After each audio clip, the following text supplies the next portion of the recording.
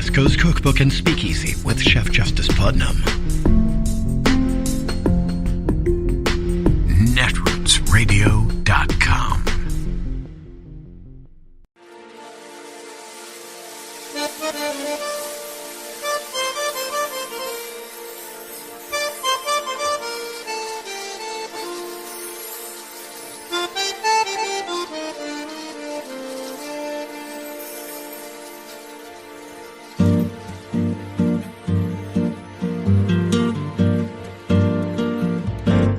Je voudrais du soleil vert, des dentelles et des théières, des photos de bord de mer, dans mon jardin d'hiver. Je voudrais de la lumière, comme en Nouvelle-Angleterre. Je veux changer d'atmosphère, dans mon jardin d'hiver. Ma fleur sous la pluie de novembre, tes mains qui courent, je n'en peux plus de t'attendre. Les années passent, il est loin, là je tombe. Nul ne peut nous entendre. Je voudrais du Fred Astaire, revoir un latte. I wish maybe what we're going through now, which is such a painful experience, that people will realize that the common enemy is the virus, not each other. We're in this together, and the only way we're going to conquer this virus is by working together. Would that everyone agreed on that. Tonight, hospitals across states like Florida and Texas are overwhelmed with patients. Yet to stay on brand and be cheered by the MAGA base, a lot of Republican politicians are anti-maskers in effect, even while their own constituents die. The Atlantic's Adam Serwer sums it up this way, quote, "Something is wrong when an extreme primary electorate has such a stranglehold on Texas, a state of 29 million people, that a public official believes it is against his interest to take basic steps to keep his own constituents alive." So back with us tonight, David Plouffe, former Obama campaign manager and senior advisor to the president, also a member of the board of directors of the Obama Foundation, and Mark McKinnon, former advisor to both George W. Bush and John McCain. He is among the co-hosts of The Circus on Showtime. And Mark, indeed, I'd like to begin with you. Is it a sustainable brand, what Fred Wellman of the Lincoln Project calls this ghoulishness? No masks, no problem. Science be damned, as long as these Republican governors don't piss off the MAGA base. Well, it's a huge dice roll that's playing with human lives, Brian. And the reality here is that the measures that we're being asked to take now, which is wearing masks and mandating vaccines in some cases, are precisely because of Republican MAGA efforts, Donald Trump supporters' efforts to defy those. I mean, the reason that we have a surge in the Delta variant is because people didn't get vaccines or they wouldn't wear masks. So the kinds of things that the health officials are asking us to do are simply basic safety measures. And the irony is that Republican governors like Texas and Florida are doing exactly the opposite of what Republican orthodoxy generally asks for, which is to let local jurisdictions handle their own business. That's Republican. That's the way Republicans normally govern. Let locals make their own decisions. So it's up is down and down is up. It's kind of an Alice in Wonderland. And I worry that the Republican Party is becoming sort of the grand old pandemic party now by embracing the pandemic and sort of damn the consequences of the health problems.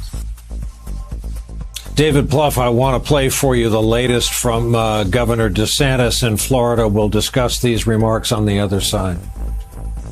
I think the non-pharmaceutical interventions we've seen, remember, we were promised that they would end the pandemic, lockdown, school closures, mandates, and it just hasn't done that. This is a very transmissible virus. COVID's not going to go away. We're going to have future, I think, trends. That's just natural.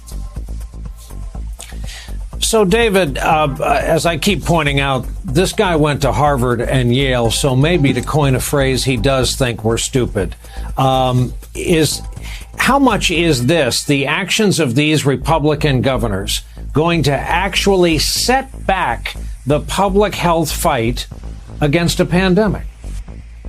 Oh, Brian, enormously so. I mean, we have selfishness and stupidity and sabotage coursing through many state houses in the country. So first of all, you can't think of anything worse, particularly an executive, a governor, a mayor, a president, than to willfully allow your citizens to die. And that's what's happening. We're all going to pay a price for it, by the way, with additional healthcare costs and things like masks mandates and private sector vaccine mandates. But the politics of this, to me, are puzzling. So listen, let's look at Ron DeSantis. He's kind of the hot new thing for 2024. Maybe he runs and maybe he'll run for president and say, I defied mask mandates. I think Donald Trump won the election. I wasn't sure the vaccines really worked. And he may win the primary, but 2/3 of the country, my guess is by the end of the year will be north of 75% of people are vaccinated. They want this pandemic to be over. So yeah, the tragedy is in most places around the world, they look at this and they can't imagine what's happening here in America. We have more vaccines than we need, and we can't get people to take them. And in most of the world, they'd all sign up to take vaccines tomorrow if they could. So it's a tragedy. So this is extending the pandemic is a man-made disaster by certain Republican politicians who want to beat their chest in the cause of freedom, but it's killing our economy. It's killing people. Listen, there was a high school in Mississippi. I believe it was Pearl Valley Central High School. 40% of their students are now in quarantine. They're going back to virtual. This is going to happen all over the southern states, unfortunately. We know what's going to happen. It's happening in slow motion, unfortunately. And Mark, it's a perverse business, but perhaps the clearest way to say it is this. You've got state and local officials who are defying their governors in order to save lives in their states. Well, they're defying the governor because their first order of business is to do the job that they were hired to do, which is to protect the health and education of their constituencies. And the governors are asking them to defy their mission, their fundamental mission, which is to educate children and keep keep patients safe. And the governors are asking them to do that. So I understand why they're defying the orders, and I suspect. And again, it's so hypocritical of Republicans to say we're gonna mandate this. They're mandating what you can or can't do. They're the ones mandating, right? And again, it's so opposite of what the general Republican approach is to governing, which is to allow local control. So I think it's a very unfortunate situation with real life consequences, as David mentioned. It is Friday, the 13th of August of 2021, and you are in West Coast Cookbook and Speakeasy. I am your chef de cuisine, Justice Putnam. Gunner the English Bulldog is our snoozing sous chef, and our daily special is Blue Moon Spirits Fridays. We are all Nighthawks in the diner of life, and I must say, even though it be Friday the 13th, your luck is always good. Your karma is always, karmic. Here in West Coast Cookbook and Speakeasy, our salon, and, yes, indeed, the chef's table. And, of course, the Speakeasy as well. And the French 77s are all virtually ready and poured, or whatever it is that your virtual drink might be. I almost forgot. It's reinstatement day. Let's drink. Here, I'm grabbing some coffee right now. Nothing spirited about the coffee, mind you, but it is a needed component. I don't know how it is with your life. Maybe it's tea. For me, coffee in the morning.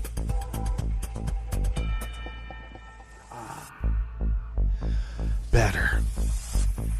yeah, a little bit of scratchy throat. There's we not only have a heat dome heating things up here, it's also holding in all the smoke. Ouch. And it's not like campfire smoke.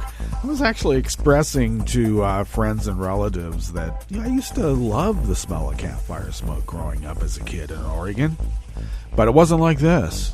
No, this is being in a closed oven with a grease fire. Except it doesn't smell that good.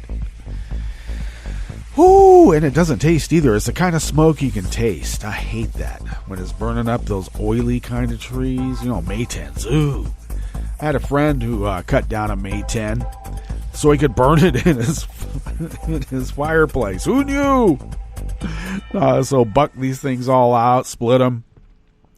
And, that was the stinkiest fire. And I think, it threw off more creosote than he expected to, and he had to clean that flue. Because you do not want a flue fire, ever. But who burns wood for heat anymore?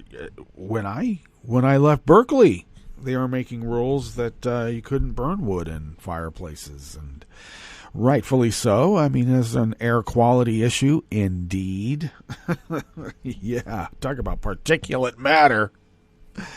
And also, we had too many fires, and who wants an urban fire? Conflagration right through, all of it? That would not be fun. So, I guess we're rambling, aren't we? Yes, we are. It's Friday. We made it. Reinstatement Day. So, do we make fun of it? Do we mock it? Do we ignore it? Because no matter what we do, there's going to be some very irate, upset people. And now with the spike in COVID from the Delta variant and others to be discovered and named, I got to tell you, they're going to blame us. When I say us, I mean liberals, Democrats in general. But, they'll blame Joe. In fact, this is somewhat of a gambit, don't you think? To have numbers spike and then they can say he didn't save us. Sort of like what they did to Obama when Obama said he was going to have, bipartisan agreement on making sure that America wouldn't be racist anymore. And then all the racists said, you're not getting our agreement. And they made sure that they went out there and sabotaged everything that Obama tried to do. And even then, he was able to get a lot done. And they hated him for it, and they gave us Trump. Because they warned us, you elect the black guy, you will be sorry. And are we not sorry? Look, I'm not sorry that we got Obama as president. One of the best. All presidents have faults, I know. And one of his faults, I think, was being a little too nice. Because no matter what he did, he was going to be labeled the angry black man. And there's nothing scary in the world, or at least in America, than the angry black man. In fact, he was so angry, they pointed out his tan suit. He uses Dijon mustard. Only angry black men use Dijon mustard. How uppity of him. And then they're telling us that we can't mention that in school and call it racism because that's critical race theory, and therefore you have to go to jail.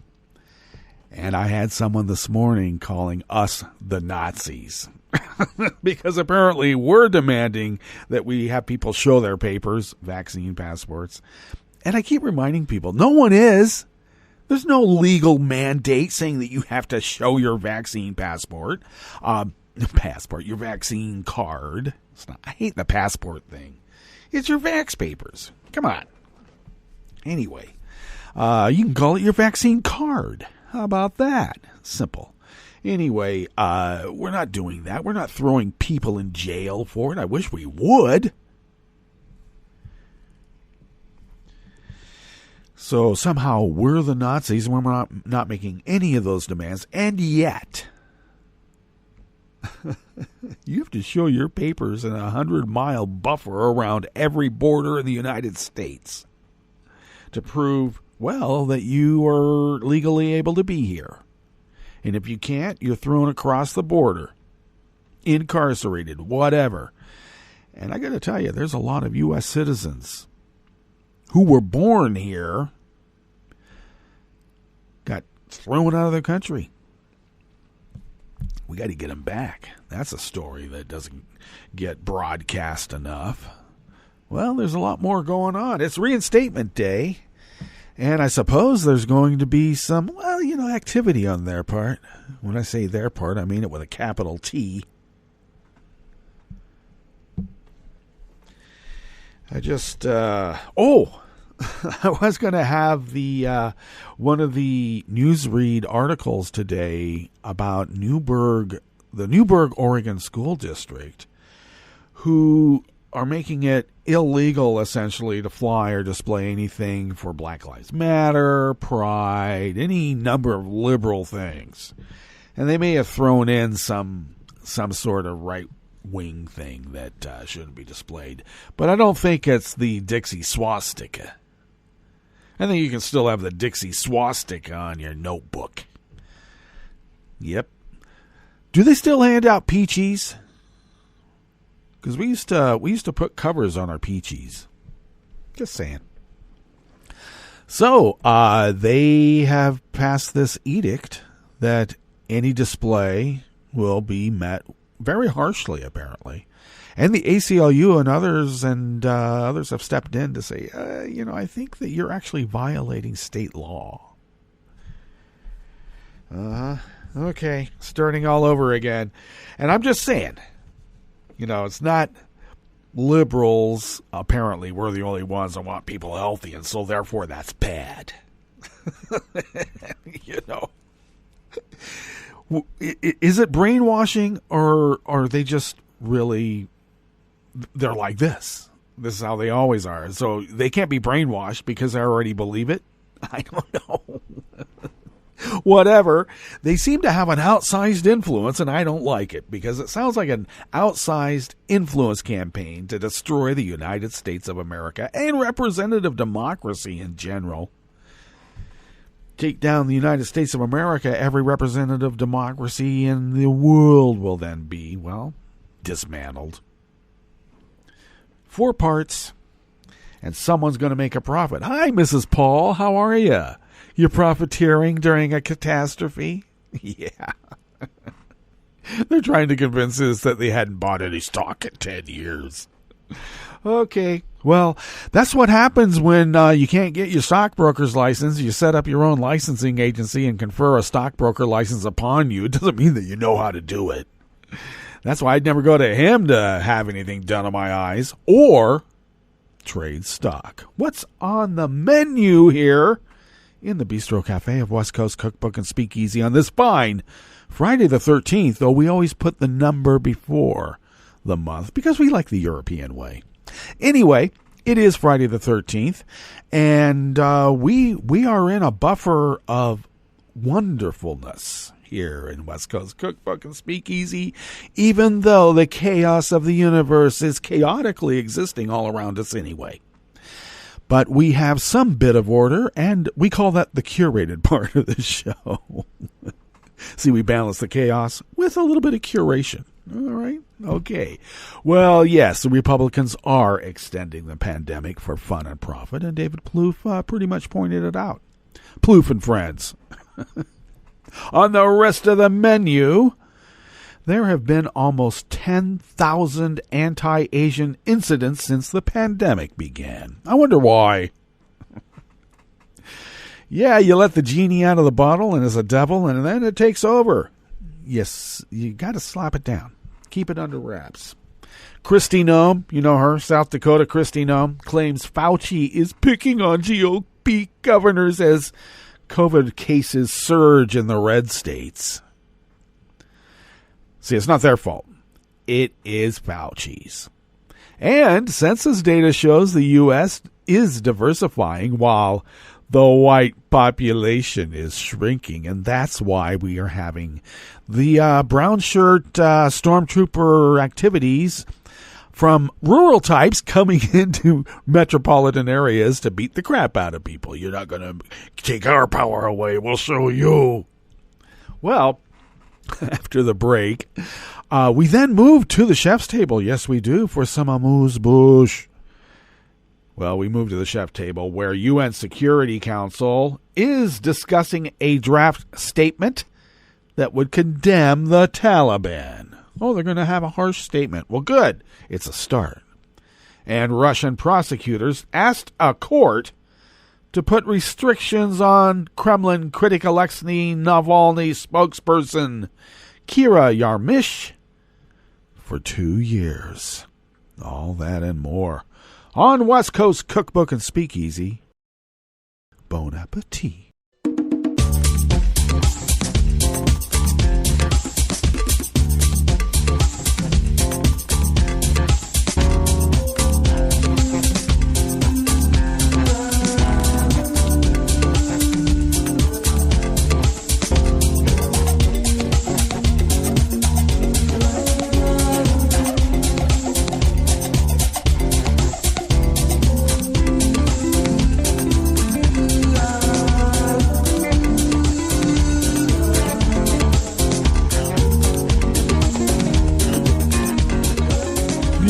Bottom of our homepage at netrootsradio.com, to the right of the page, is the chat room link, and the chat room is monitored by Kelly Lincoln. Thank you, Kelly, for doing so.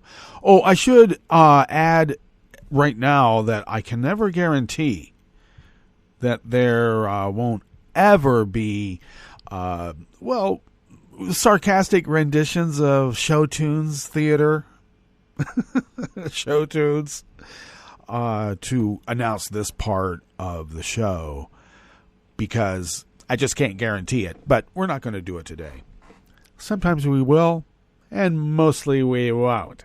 Anyway, if you would look across the page from the chat room link near the bottom of our homepage at netrootsradio.com, you will then notice the link to our Patreon page, and if you could become a recurring Patreon of Netroots Radio, I got to tell you, it really helps.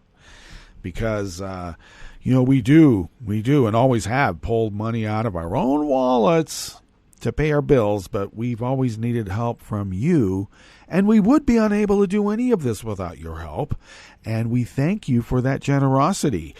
Now, if, for example, you could afford an espresso-type coffee drink, for example, and you could afford to send those funds our way, we are able to stretch those dollars beyond compare, even on the quantum level.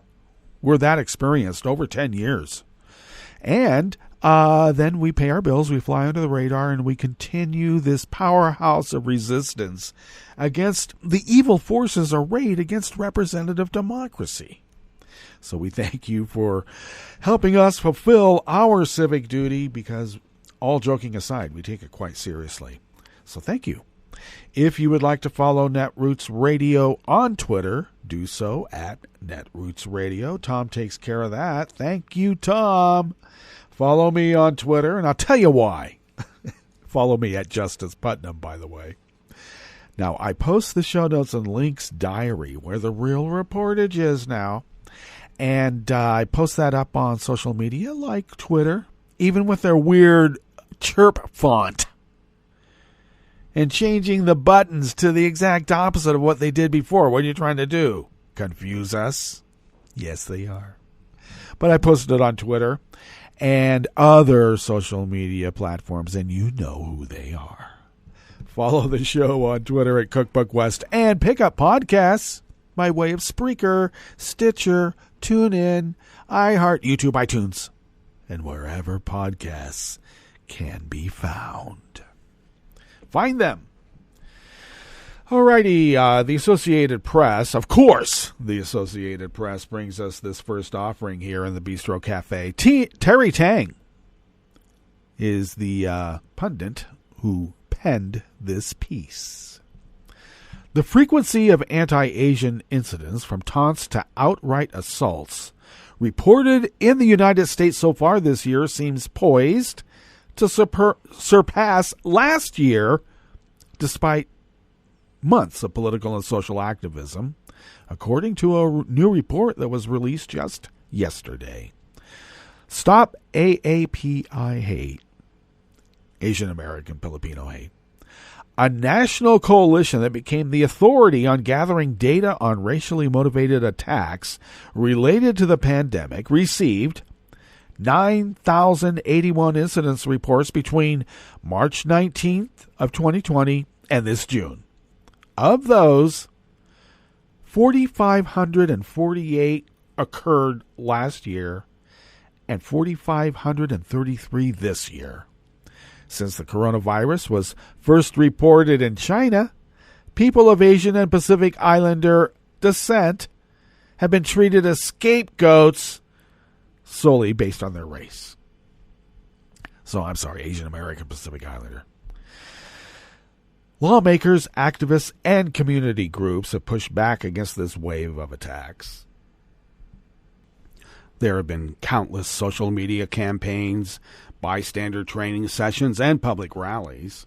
In May, President Joe Biden signed the bipartisan COVID-19 Hate Crimes Act, expediting Justice Department reviews of anti-Asian hate crimes and making available federal grants.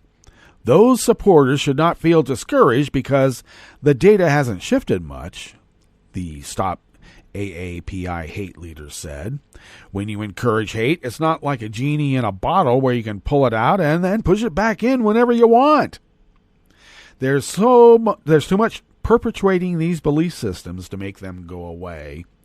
And that was spoken by Manjusha Kulkarni, co-founder of the Stop Asian American Pacific Islander Hate and executive director of the Asian Pacific Policy and Planning Council.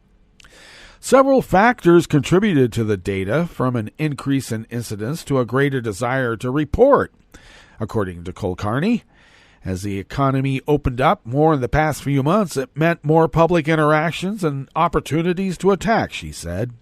Also, a bump in reporting typically occurs after a high-profile incident like the March 16th Atlanta area spa shootings that left 6 Asian women dead. The reports aggregated by Stop AAPI Hate are from the victims themselves or someone reporting on their behalf, like an adult child. Overall, the report found verbal harassment and shunning, interactions that don't qualify legally as hate crimes, make up the 2 largest shares of total incidents. Physical assaults made up the 3rd, but their percentage of the incidents this year increased from last year from 16.5% compared to 10.8% this year. More than 63% of the incidents were submitted by women. Roughly 31% took place on public streets and 30% at businesses. Many Asian Americans and others blame former President Trump for ratcheting up the danger by talking about the virus in racially charged terms. While Biden has demonstrated allyship, there is concern that a U.S. investigation into the origins of COVID-19 could lead to more hostility and treatment of Asian Americans as enemy foreigners. Many of the headline-making attacks over the past year and a half have been against elderly Asian people on both coasts. In most of those cases, a senior was beaten, kicked, shoved, or even stabbed out of nowhere. Several such incidents have even been caught on video.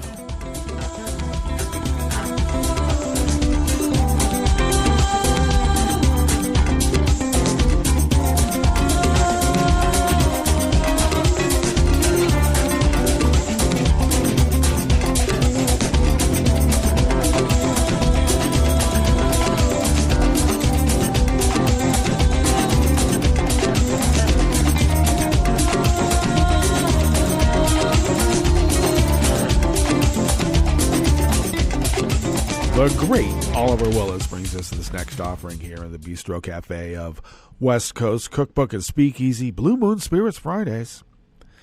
South Dakota GOP Governor Kristi Noem complained yesterday, Thursday, that Dr. Anthony Fauci continues to pick on Republican governors over COVID-19, but much of the current problems with the virus's resurgence is occurring in the states they govern. Noem's comments came during an appearance on Fox News' Fox and Friends, of course, after the host played a clip of Fauci in an appearance on Sunday's edition of Meet the Press. In response to plans going forward to host the Sturgis motorcycle rally in South Dakota, Fauci said he was very concerned that, quote, we are going to see another surge related to that rally, end quote. Organizers of the event are not mandating masks or vaccines for attendees, despite the thousands that are expected to attend from multiple states. Thousands? 700. That's a few more than just thousands. I should also add that, we've been dragging Lollapalooza, but they did demand masks.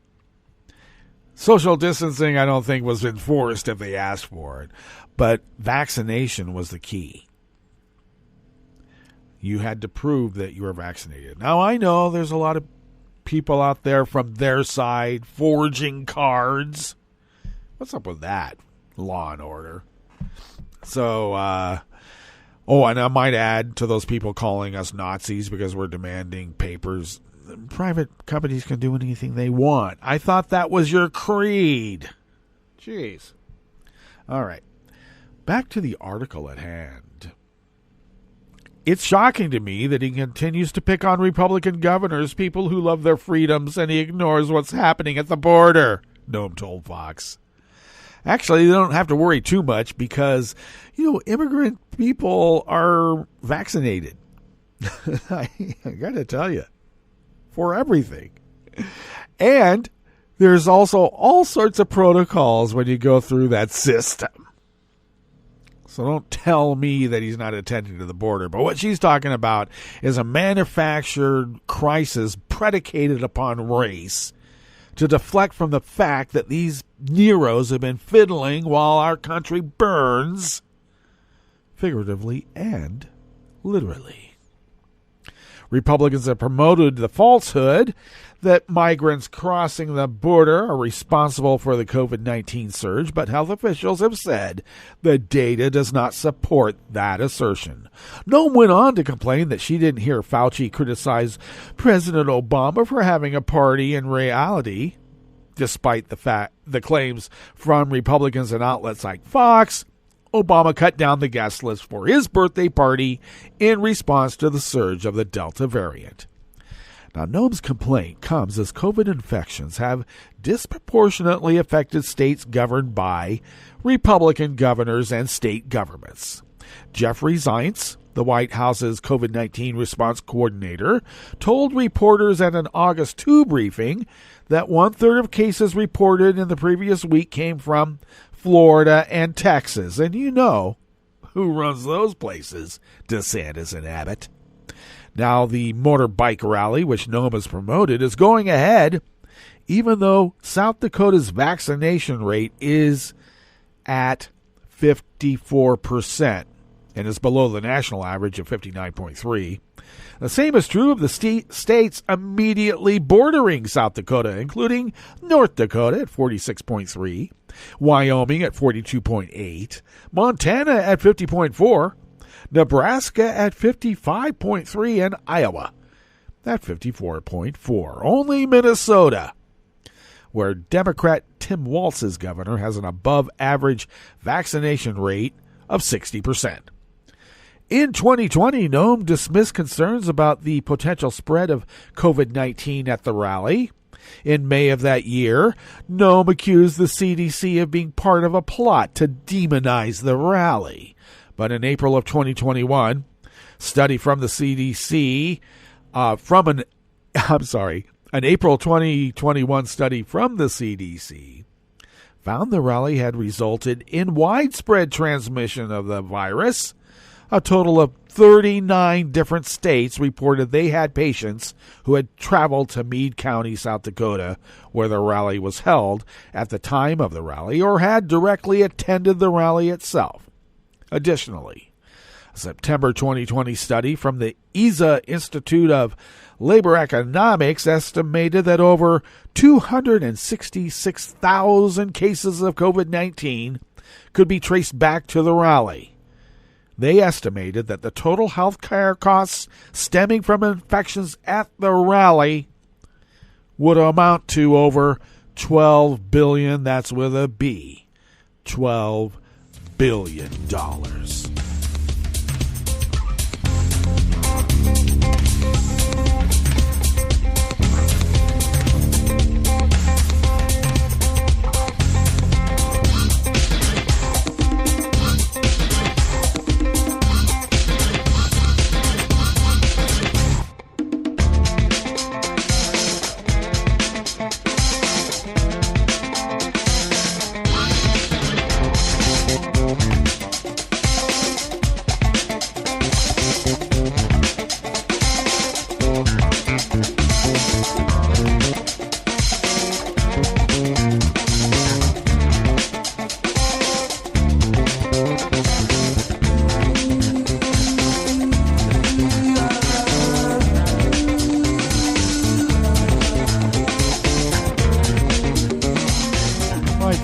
Of the Associated Press brings us this final offering here in the Bistro Cafe of West Coast Cookbook and Speakeasy.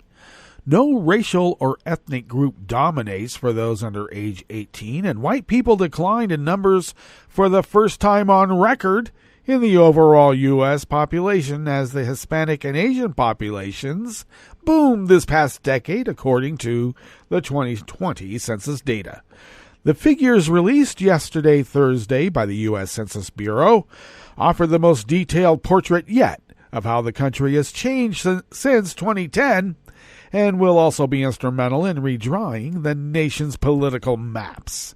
The numbers are sure to set off an intense partisan battle over representation at a time of deep national division and fights over voting rights. The numbers could help determine control of the House in the 2022 elections and provide an electoral edge for years to come.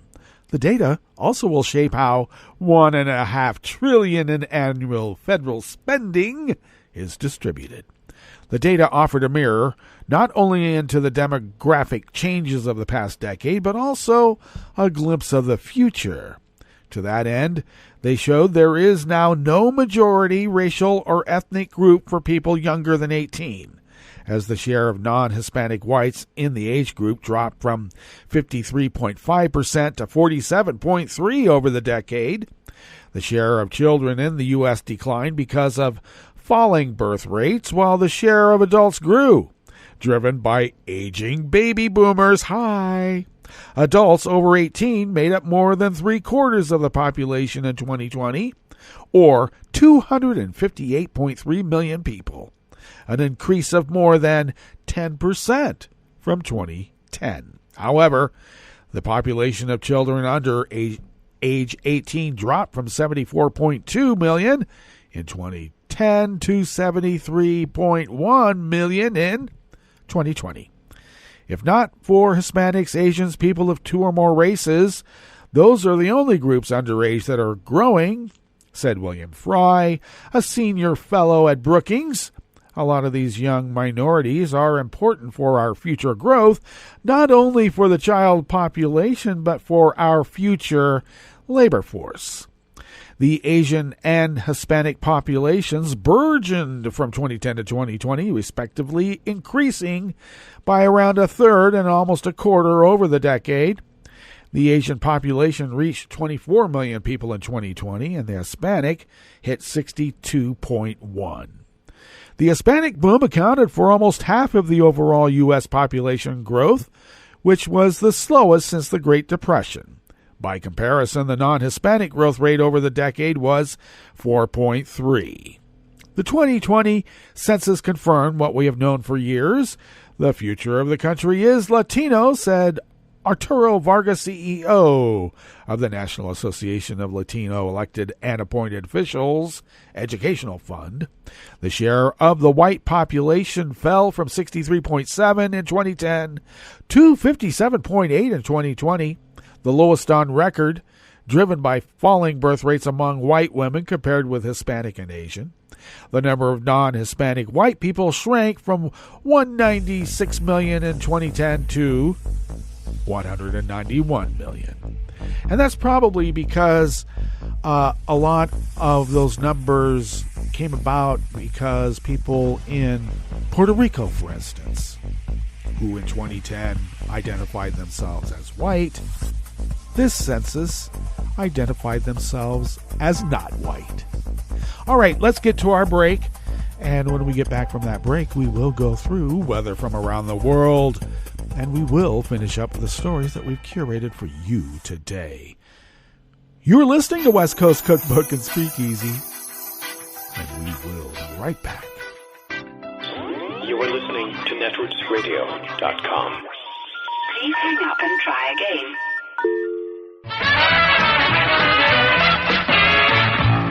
From a point at sea to the circles of your mind, a new force is at work for planetary transformation.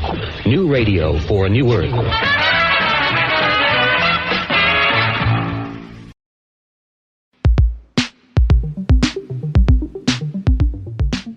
This is Scientific American's 60-Second Science. I'm Sarah Vitak. Modern medicine and bacterial pathogens are in an arms race. We use antibiotics to keep them at bay, and then they adapt to become immune to those antibiotics, evolving into superbugs. The battle has been an asymmetric one. We just don't have that many options in the fight. Most of our antibiotics come from bacteria, the vast majority from a single genus, Streptomyces. And most antibiotics use the same handful of strategies to attack bacteria. But there's a reason that we only use a tiny fraction of the antibiotic chemicals that exist in nature. This search for completely new substances was unsuccessful for the past 30 years. It's very difficult to make sure that we find an antibiotic, so a substance that's produced by microorganisms and that's toxic to other microorganisms, but that is not toxic to humans. Miriam Rosenbaum is a professor of synthetic biotechnology at the Hans Noll Institute in Germany. But how, if they're so hard to find, do scientists know that we have only found a tiny fraction of the antibiotic substances that exist in nature?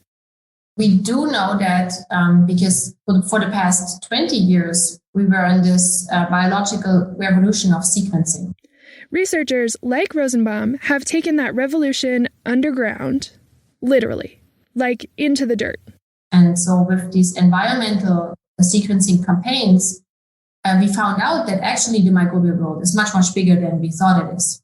And this is how we know that we only have 5% in the lab. Because we see, just looking at the DNA in the soil sample, we see there are 95% more. That where are they? We don't have the cells. You know? We can know more than their name or more than their existence there. We see what genes they have. They don't have the cells because only about 1 to 15% of the species of bacteria in nature can currently be grown in the lab. It's like dusting a room for fingerprints, only to find that the place is totally covered, and in ones that you don't have IDs for, and also that the party's still going all around you, but you can't see the guests. What Rosenbaum can tell from the sequences is that these unseen bacteria do make more and different kinds of antibiotics. So, which bacteria are making them? And is it possible to keep them alive long enough to make the ID? Rosenbaum's answer? Microscopic bacterial pool parties. Slowly, over a long time, went smaller and smaller, and now we are at these picoliter size droplets, so 200 picoliters. That's way smaller than a milliliter that you can still see or a microliter that you can barely see. It's 1,000,000 times smaller than these microliters. And so these picoliter droplets now are the houses for these microorganisms. So microscopic water houses. And we put one cell in one of these droplets. So every cell gets their own house. And then since these are so small, we can cultivate millions of these small droplets houses in one experiment. And so we take out of one soil sample of a few grams, we get millions of bacterial cells and we put them all in their individual house. And then we see what grows. The work was published in the journal eLife. And what they found is that they were able to grow a completely different set of bacteria than what would normally grow using traditional cell culturing techniques.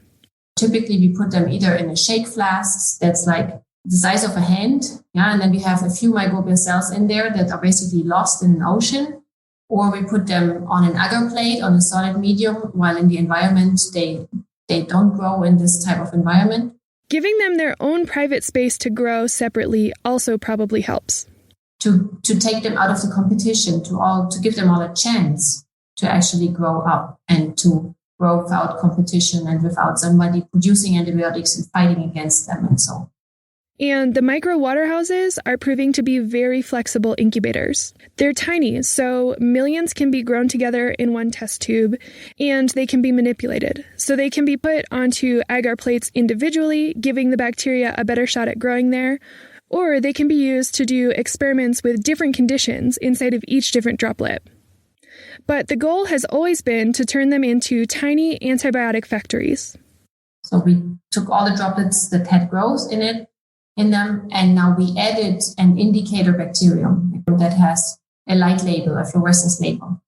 If these indicator bacteria are able to grow and they are added to the droplet, then we get a light signal, a green or red signal of this droplet. So red or green light coming from a droplet means the wild bacteria isn't producing antibiotic. Because if it was, that would kill the indicator bacteria in the drop.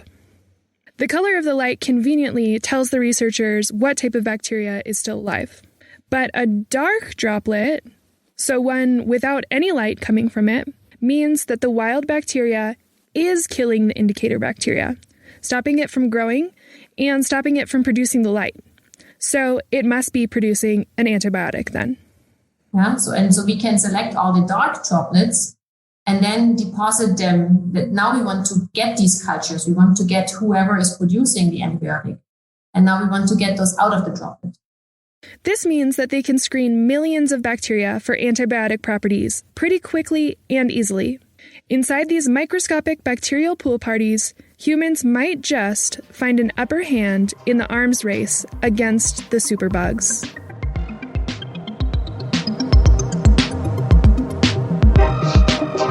Thanks for listening. For Scientific American's 60-Second Science, I'm Sarah Vitak.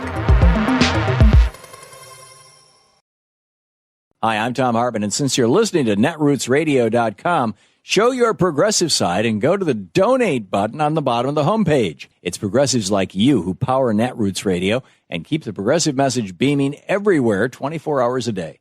Just go to our donate button at the bottom of netrootsradio.com. Thank you for keeping progressive radio at full power.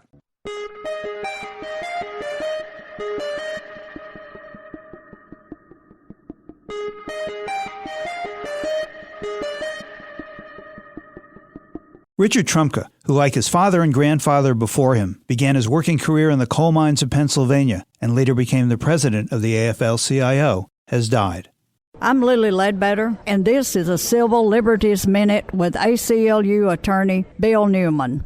Alternating between the mines and college, Trumka graduated Pennsylvania State University and then law school, and then worked as a staff attorney for the United Mine Workers. In 1982, at age 33, he was elected president of that union as a reformer. That was the decade when he and his colleagues founded Jobs with Justice, which brings together labor unions, community groups, faith-based and civil rights organizations to advocate and advance the rights of workers. Trumka was an organizer and a fighter. As president of the mine workers, he led a successful 9-month strike against the Pittston Coal Company in 1989 and against Peabody Coal in 1993. In 1995, he began serving as secretary-treasurer of the AFL-CIO and in 2009 was elected president. Upon the announcement of his death, New York Senator Chuck Schumer took to the floor of the Senate and said of Trumka, "The working people of America have lost a fierce warrior at a time when we needed him most." Richard Trumka, reformer, fighter for workers' rights and working families, and a champion of justice, died of a heart attack on August 5th at the age of 72. We mourn his passing. This Civil Liberties Minute is made possible by the American Civil Liberties Union because we fight together for human rights, and freedom can't protect itself. I'm Rick Smith, and this is Labor History in 2.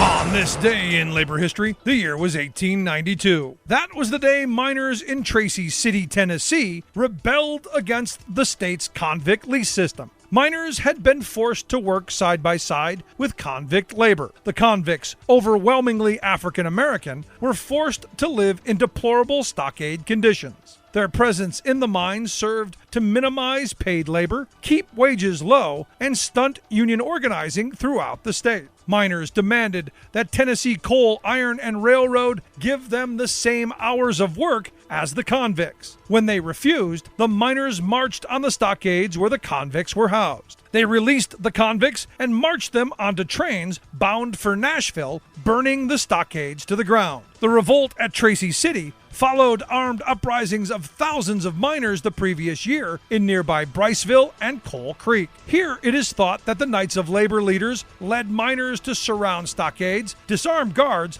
and release convicts onto Knoxville-bound trains over the course of several days. By August of 1892, hundreds of miners would confront state forces in armed shootouts across Grundy, Marion, and Anderson counties, releasing convicts when they could onto trains bound for Nashville. Miners were eventually arrested and convicted, but these revolts would lead the Tennessee General Assembly to end its convict lease system 4 years later, making them one of the first southern states to do so. Well, they brought in the entire state militia, heavy artillery and Gatling guns. For more information, go to laborhistoryin2.com, like us on Facebook, follow us on Twitter at laborhistoryin2. The newspaper said they won a great victory, handed out medals for their bravery.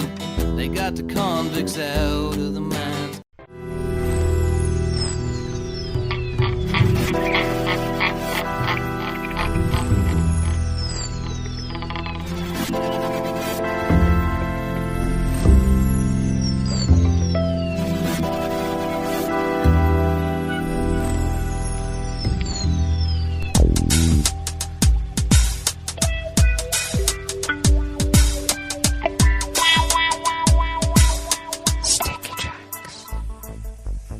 Thank you for accompanying us here to the Chef's Table at West Coast Cookbook and Speakeasy. Blue Moon Spirits Fridays, you know we are all Nighthawks in the Diner of Life. We always begin, whether from around the world, along the banks of the Rogue River and the Rogue River Valley of Southern Oregon on the west coast of the continental United States of America, where it is currently 72 degrees Fahrenheit. We are under an active heat advisory, or no, a warning. It's already been a warning. Expecting highs of around 104. Could be warmer here, though yesterday it didn't get nearly as hot as they expected because there was so much wildfire smoke blocking out the sun. Isn't that nice? Well, we'll have a mix of those kinds of clouds and sun today as well, with winds out of the west-northwest at 5 to 10 miles per hour. Some clouds overnight with lows around 70. Winds out of the northwest at 5 to 10. And partly cloudy tomorrow. Very hot. Highs around 105. Winds out of the northwest at 5 to 10 miles per hour. And it looks like Sunday is going to be even hotter. How nice. Now, confirmed cases in Jackson County in the southern part of Oregon, I should say, or add, that my county, Jackson County, leads the state in COVID infections. And I wonder why. Because no one will wear a mask, and they all consider it to be a point of honor, a badge of honor not to. Well, we increased again. Looks like about 70 cases overnight. We now stand at 144,019 folks infected by coronavirus. The deceased confirmed stands or remains at 166. Oh, it looks like we might have a small chance of rain today. Well, that would be nice. I don't know if it's going to cool us off. It'll be like Hawaii, only smokier. Looks like grass pollen will be low today here in Rogue River proper. The air quality index, here we go, is very unhealthy at 152 parts per million. How dare they? And the daytime UV index is very high at 8. Barometric pressure is holding steady at 30.01 inches. Visibility is down to 5 miles. And relative humidity is at 72%. Weather from around the world is brought to you by a crowd of crowdsourced weather stations and a crowd sources from around the world. London is 71 and mostly cloudy. Paris is 83 and sunny. Rome is 98 degrees and fair. It doesn't normally get that hot, and they are in an active heat warning with a potential impact on their electrical grid, which means they won't have one. And I don't know if the fountains are enough for people to cool off in. We'll see. Let's see. Paris. I'm sorry, not Paris. Kyiv, here we go, is 78 and fair. Kabul is 84 and fair and windy. Hong Kong is 80 degrees and mostly cloudy. Tokyo is 78 degrees with rain. Sydney, Australia is 55 degrees and clear. San Francisco, California is 58 and partly cloudy. And New York is 85 degrees Fahrenheit, sunny with your own heat advisory and warning, so do take care. And that is weather from around the world, brought to you by a crowd of crowdsourced weather stations that are crowdsources from around the world.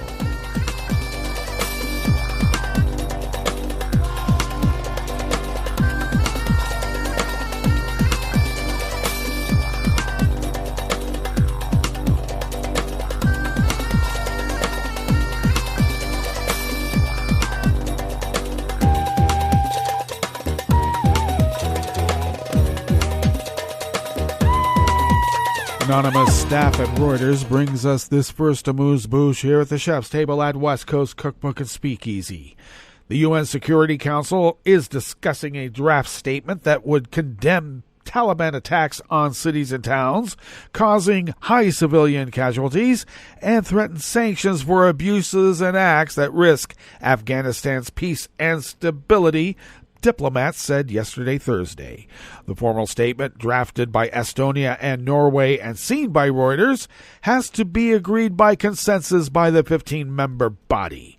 The text also strongly affirms that the Islamic Emirate of Afghanistan is not recognized at the UN and declares that it does not and will not support the establishment of any government in Afghanistan imposed through military force or restoration of the Islamic Emirate of Afghanistan.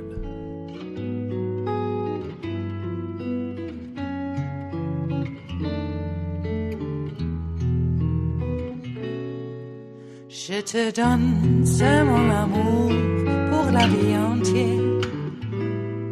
La promesse de me trouver à tes genoux. Aussitôt que tu m'appelles, rester toujours fidèle, c'est tout, c'est tout.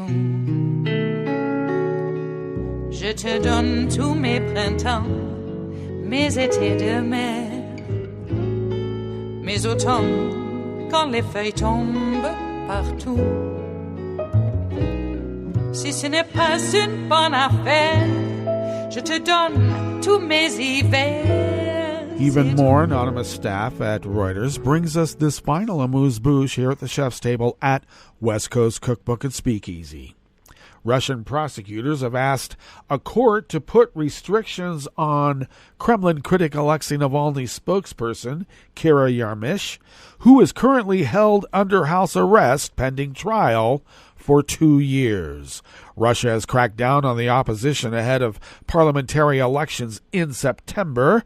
Most of Navalny's prominent allies have either left Russia or are facing prosecution and jail. The prosecutor's office requests that Kira be granted with 2 years of restricted freedom and that she remains under house arrest until the sentence enters into force. The Russian Prosecutor General's office did not immediately reply to a Reuters request for comment. The court's verdict is expected on August 16th. Yarmysh has been under house arrest since February, accused of breaching COVID-19 safety regulations at what the authorities said was an unauthorized protest in support of Navalny, a charge she says is politically motivated. The 31-year-old has been Navalny's spokesman since 2014. Well, that brings us to the end of our broadcast period for the day, but you do know Netroots Radio broadcasts on, and we will meet up on Monday because we're done for the whole week too, but we'll meet up on Monday for River City Hash Mondays. So do stay tuned to Netroots Radio all day and all night for all the breaking news as it breaks, and we'll meet up here on Monday, right here in West Coast Cookbook and Speakeasy. Bon appetit.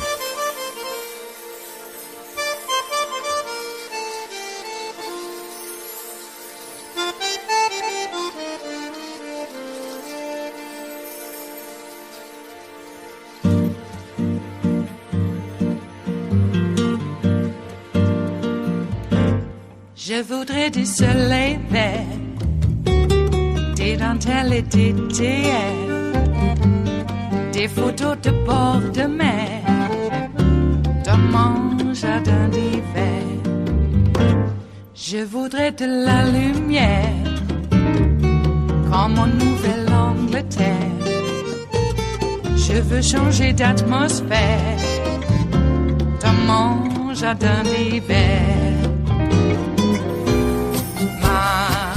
Ma fleur sous la pluie de novembre, tes mains qui courent, je n'en peux plus de t'attendre. Les années passent, qu'il est loin, là je tombe. Nul ne peut nous entendre. Je voudrais du Fred Astaire, revoir un latte Goël. Je voudrais toujours te plaire dans mon jardin d'hiver. Je veux déjeuner par terre, comme au long de golfe clair, t'embrasser les yeux ouverts dans mon jardin d'hiver.